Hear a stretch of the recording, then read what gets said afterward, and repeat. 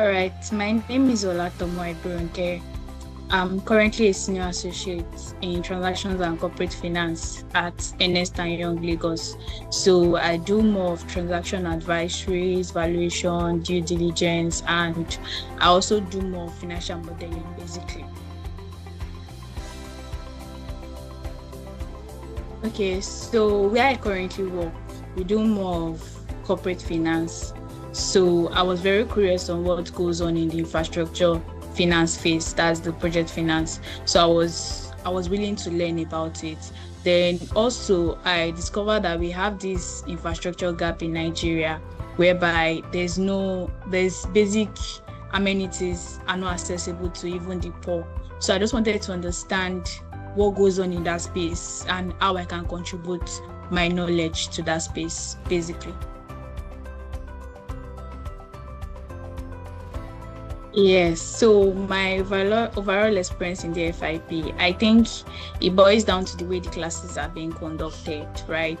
I love the fact that the classes were engaging, especially in terms of using our slides. Like the classes were very engaging, and another thing that I also loved about the DFIP was in terms of the LMS. So the fact that you have to study and read up on it before the classes, it made it quite interesting and it made it quite engaging.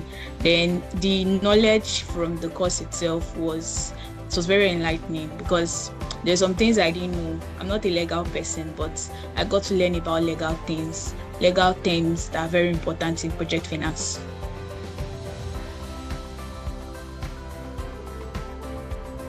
Yes, it exceeded my objectives. So, especially in terms of learning about developing projects, financing projects, I even feel the course covers the legal aspect too. So, it's not just about being a project developer or maybe trying to just understand the skills. You also get to learn about covenants, you get to learn about guarantees, you get to learn about those terms that are very important when you are drafting every agreement with the parties. So it actually exceeded my expectations and it met my objective.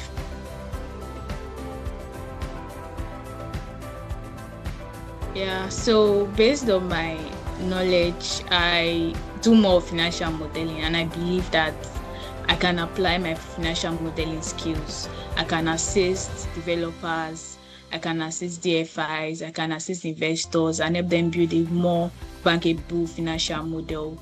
And based on my understanding on the various ratios, the DSRE, the debt sculpting, the LLCR, and every other ratios, I can use my knowledge, the skills I've gotten from this course to build a good financial model for a project finance. Okay, so one thing I learned from the DFIP is that bankability is not feasibility study. Even though when you're trying to develop a project, it's very important to do feasibility studies, but bankability is not feasibility studies. Then it also made me understand that bankability is not just about having so much guarantees, having so much documents. Then also made me understand that cash flow is king, like very important, and the cash flow needs to be very predictable. It's not just about is it that you are sure that even if there are no off-takers, are you sure that this particular project there will be strong demand for it? Is this something that people will be willing to pay for? Then also it made me understand that governance is very important in project finance. That's one of the things that makes a project bankable. Governance is very important, and also the fact that there has to be also good risk allocation in terms of how are you allocating these risks, meaning that you are not over allocating risks, you are not under allocating risks. You have to ensure that every parties in the contract, every parties in the project, they are getting a particular amount of these risks. So bankability is not just about feasibility study. It's not just about, oh, okay, I have documents. It's not just about signing an agreement, but you have to ensure that the cash flow is very predictable. You have to ensure that there's adequate governance in place, right? Then you also have to ensure that there is also construction, delivery, and operations in terms of ensuring that there's a fixed time for the project, right? And such a thing, you have to allocate it to the offtake, to the what they call them, to the O&M, to the contractor, to the EPC contractor. So you have to ensure that you allocate this to the EPC contractor to the point that it's being sure of there's a fixed time, right, for the project to start, and there's a fixed time for the project to end. So what makes a project bankable is not about just doing feasibility study. I think that's one of the major things I learned about bankability. Yes, I would recommend DFIP, and that's because DFIP goes beyond the theory. It's more about practical, right?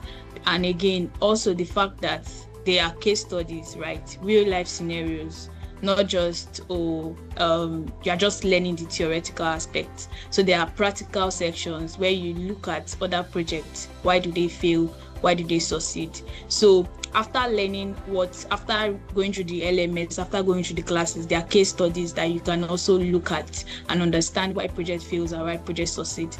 Then apart from learning about developing and financing project finance, you also get to learn about legal terms, right? You get to understand what are the things you should look out for in the project agreement.